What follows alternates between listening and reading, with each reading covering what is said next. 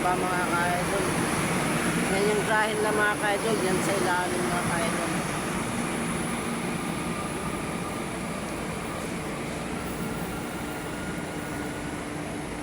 Ito yung grahin na mga ka-idol. Sa baba mga ka-idol.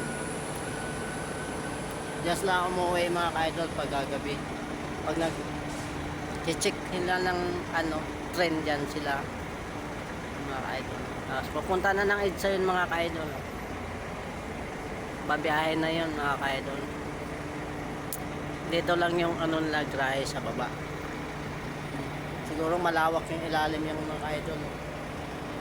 Yan ang pinakailalim mga ka-idol.